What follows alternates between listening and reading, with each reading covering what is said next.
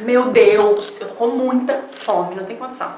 Eu simplesmente não vou aguentar ficar nem 4 horas em jejum, porque simplesmente passou 15 minutos e eu tô morrendo de fome. Não faz sentido nenhum. Eu não vou conseguir fazer 18 horas, nem 16, 20, nunca na vida eu vou fazer 20 horas de jejum. Isso é impossível pra minha pessoa.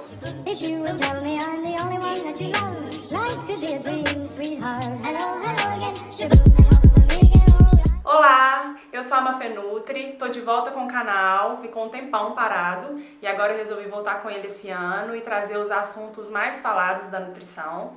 Eu trabalho com nutrição clínica funcional, trabalho com genética, que depois também eu vou falar um pouquinho sobre isso, e trabalho com emagrecimento. Então vamos lá, eu escolhi o tema do jejum intermitente para fazer o meu primeiro vídeo de volta porque é um tema que está muito em alta, está sendo muito falado. E a gente vê e vivencia isso no consultório de muitas pessoas fazendo jejum errado. Ou então de muitas pessoas tendo muita curiosidade, querendo saber como que funciona, o que que quebra um jejum, o que que não quebra, para que serve, quem pode fazer, quem não pode fazer. Então eu resolvi falar um pouquinho sobre o jejum. Bom, o jejum é uma prática que o ser humano passou por ela, na verdade até obrigado, né, na nossa ancestralidade, porque a gente não tinha comida disponível como a gente tem hoje, então geneticamente a gente já tem uma adaptação ao jejum, porque a gente passou por isso, né, nos nossos primórdios lá. E aí hoje, com todo esse assunto sobre nutrição, sobre emagrecimento, sobre longevidade, né, sobre prevenção de doenças, o jejum está sendo muito estudado e está mostrando cada vez mais inúmeros benefícios.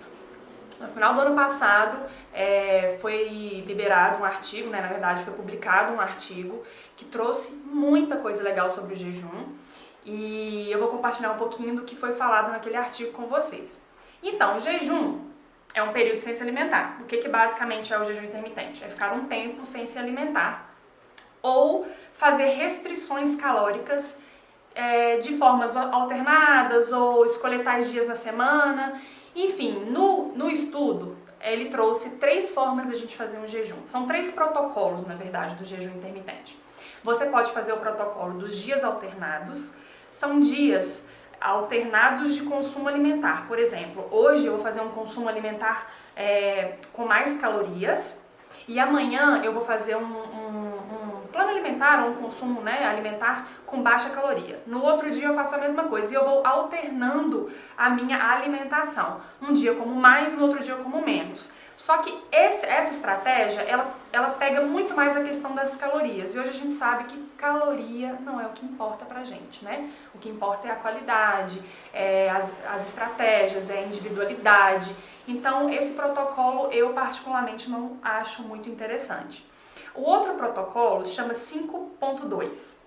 Você come normalmente 5 dias na semana e 2 dias na semana, não precisam ser dias consecutivos, você faz uma redução calórica. Eles até sugerem no estudo 500 calorias por dia, que é bem pouquinho.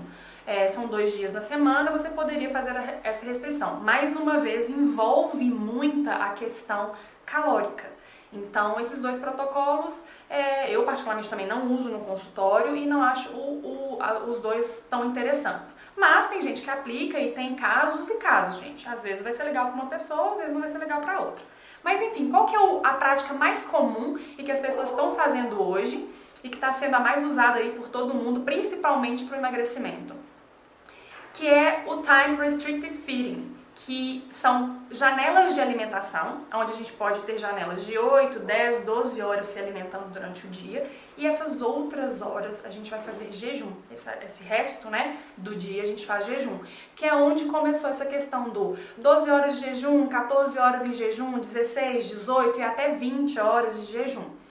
Eu uso mais na minha experiência, na minha prática clínica, né, e na minha prática com os pacientes, 16, 18 e alguns já estão mais adaptados e estão conseguindo fazer 20 horas de jejum. Então, para que serve o jejum? Por que a gente está fazendo isso? Por que a gente vai passar esse sacrifício, né, de ficar sem comer? E além da gente ver os benefícios do nosso dia a dia, o estudo trouxe mais benefícios ainda do que a gente não tinha tanta certeza que ele trazia. Então, assim, para vocês terem uma ideia, ficou muito voltado para a questão do emagrecimento, mas a questão do emagrecimento ela é uma questão indireta do jejum.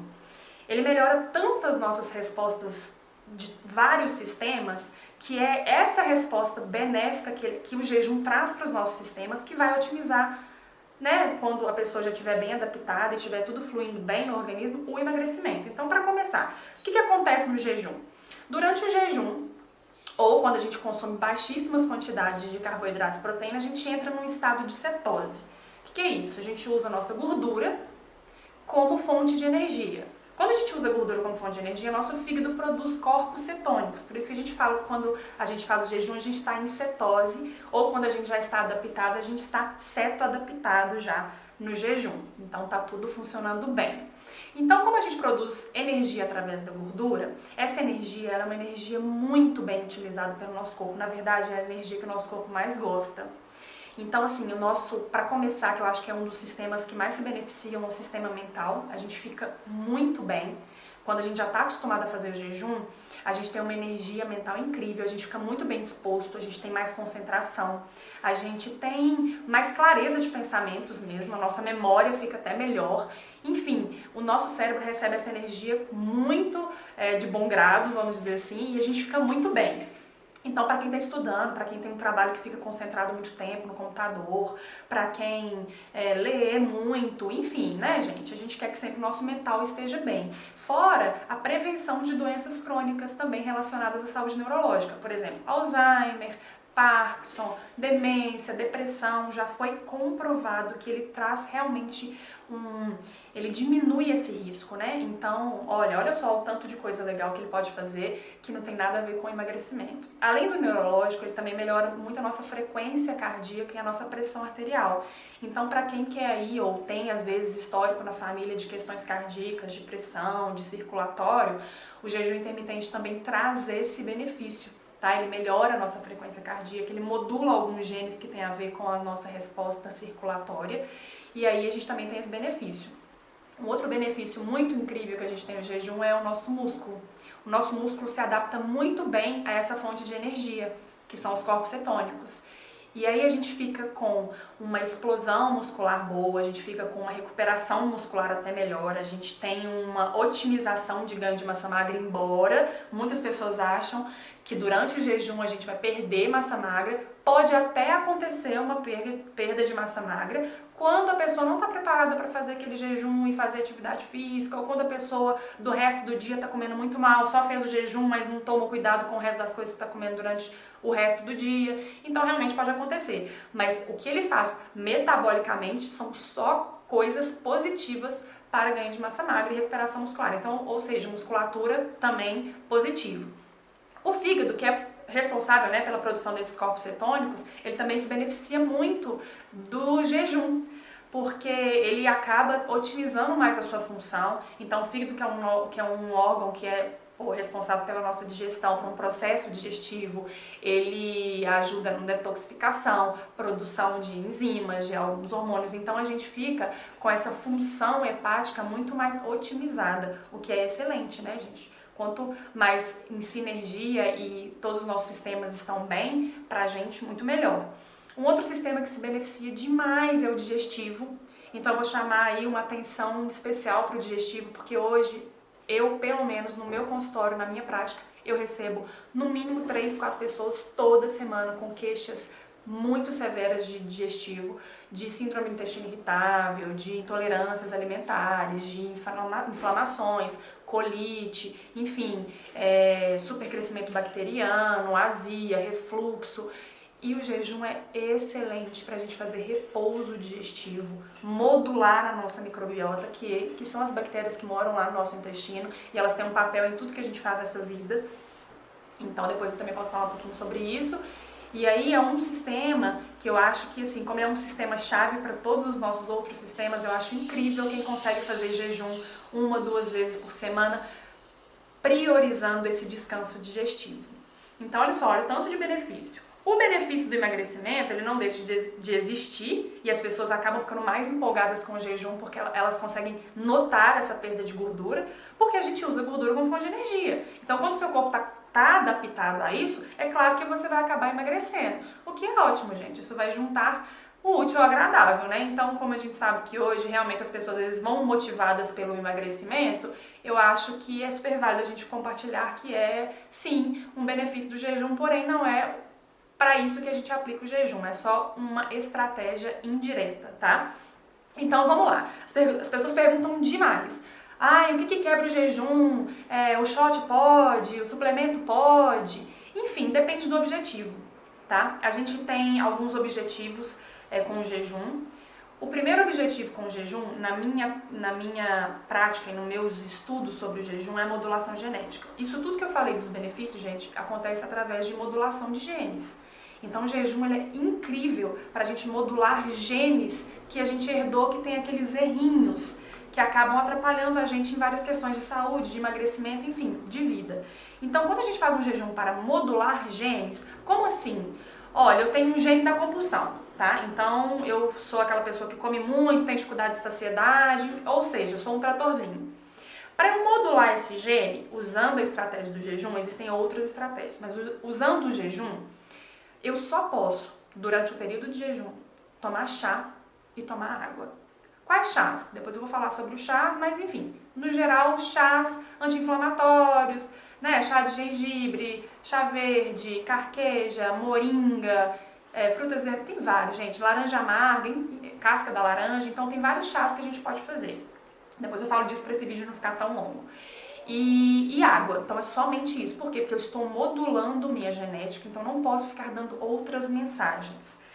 Para repouso digestivo, então para quem quer fazer tratamento digestivo, quer melhorar a questão de distensão, intolerâncias alimentares, síndrome do intestino irritável, questões de estômago, também só chá, principalmente os chás digestivos, né? Erva doce, carqueja, cominho, camomila, hortelã, esses são mais bem-vindos, e água. Quando a gente faz o jejum mais voltado para essa questão do emagrecimento, ou enfim, até de alguns outros benefícios, a gente pode tomar um shotzinho de limão, não tem problema, pode colocar canela em pó, gengibre em pó, cúrcuma em pó, isso tudo não tem problema nenhum, a gente pode consumir durante o jejum. Em alguns casos, quando a pessoa já está cetoadaptada, lembra que eu falei lá? Estar cetoadaptada é quando o seu corpo já usa gordura como fonte de energia, você já vai estar adaptado, vai estar bem. Você pode, às vezes, até fazer shake com creatina, glutamina, whey, tá? Só não pode ter muita proteína e praticamente não pode ter quase nada de carboidrato, porque senão você sai do estado de cetose. Então, assim, às vezes um suco verde, pode tomar suplementação, então, eu tomo um fitoterápico, pode tomar um fitoterápico, isso aí não vai ter problema nenhum. Então, depende muito do objetivo do jejum.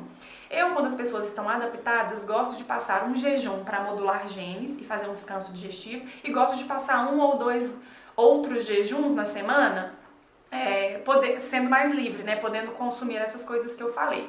Então depende muito também, tá, gente? Não é muito indicado fazer mais de 3 vezes jejum por semana. A gente gosta de ter essa segurança, até pra gente não acabar afetando o nosso metabolismo e ele às vezes pode trazer uma resposta de mais lentidão. Então a gente, por segurança, 3 vezes de jejum na semana já tá incrível, vai ter um benefício excelente, não acho que carece mais do que isso, mas cada caso é um caso. Então, isso não quebra o jejum. O jejum tem todos esses benefícios. Quem pode fazer? Qualquer pessoa pode fazer o jejum intermitente. Contanto, gente, que seja acompanhado. Não faça o jejum por fazer, porque viu alguém fazendo, que a blogueira fulana tá fazendo, porque até a minha Nutri tá fazendo, minhas amigas estão fazendo. Por quê? A gente tem uma avaliação que a gente faz durante as consultas, durante o nosso, o rastreamento que a gente faz no consultório, avaliação de exames bioquímicos, onde a gente consegue entender se aquele corpo está preparado para fazer um jejum ou não. Quando o corpo não está preparado para fazer um jejum, é um estresse a mais que você está gerando para o seu corpo.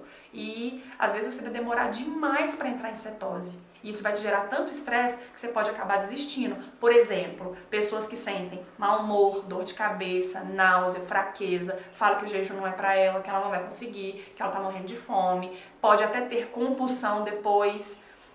Então, tudo isso a gente consegue avaliar e saber o melhor momento de introduzir esse jejum com o paciente, ou até você mesmo vai percebendo, às vezes faz uns jejuns pequenos, vê como que o seu corpo sente, e aí se não puder acompanhar com ninguém, toma muito cuidado, porque também não é assim sair fazendo jejum sem ter muita base de tratamento, tá?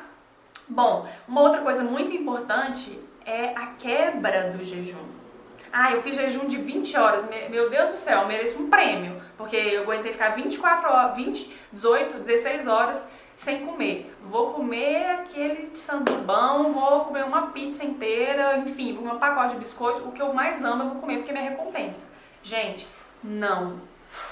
A refeição após o jejum, ela é tão importante quanto todo o jejum que você está fazendo.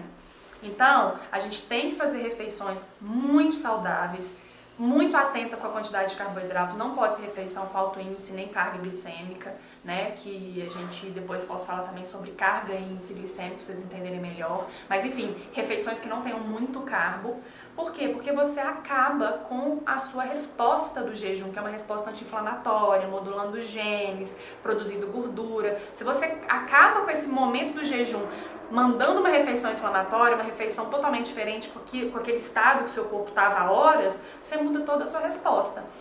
Uma outra coisa importante, tá, gente? São os adoçantes, chicletinho com adoçante. Ah, não, mas eu só chupei um saquinho de Trident durante o jejum para eu dar conta de fazer. Não faça isso. Quando você está mastigando, principalmente comendo coisas que têm adoçante, você vai estimular lá no seu intestino receptores de células para doce, para carboidrato. E aí o seu corpo já saiu de todo o estado de sinalização do jejum e acaba que você não vai otimizar tanto a produção de corpos cetônicos. Então uma dica, não fiquem comendo chicletinhos, balinhas, diet, zero cal. Não é isso que conta, gente. Esquecem calorias. O que conta é a qualidade do seu jejum e o que você está fazendo durante o jejum. Então existem horários, cada um vai se adaptar ao seu melhor horário. Eu gosto muito de fazer o jejum, comer minha última refeição finalzinho da tarde, início da noite, porque a maior parte do jejum eu vou estar dormindo, então isso vai facilitar muito para mim, mas isso é super individualizado. Em relação a essas refeições, eu acabei de lançar um e-book que chama Quebrando o Jejum Intermitente. Então, quem tiver interesse, tá no meu Insta, é Mafenutri. Tem 15 receitas sobre como quebrar o jejum. Vem falando também um pouquinho mais sobre o jejum. Então, fica uma dica aí para quem quer receitinhas novas para essa refeição pós-jejum. Bom, gente, espero que vocês tenham gostado. Tô voltando agora com o canal. Se gostaram mesmo, dá um like, compartilhem e se inscreva no canal, porque quanto mais eu tiver interação, mais eu vou fazer os vídeos e vou compartilhar vários conhecimentos de nutrição com vocês. E aí me contem também nos comentários quem já fez, quem já sentiu bem, quem não, se tem alguma experiência diferente do jejum, se tem alguma dúvida, que vai ser um prazer compartilhar e responder vocês, tá? Então é isso aí, muito obrigada e até o próximo vídeo.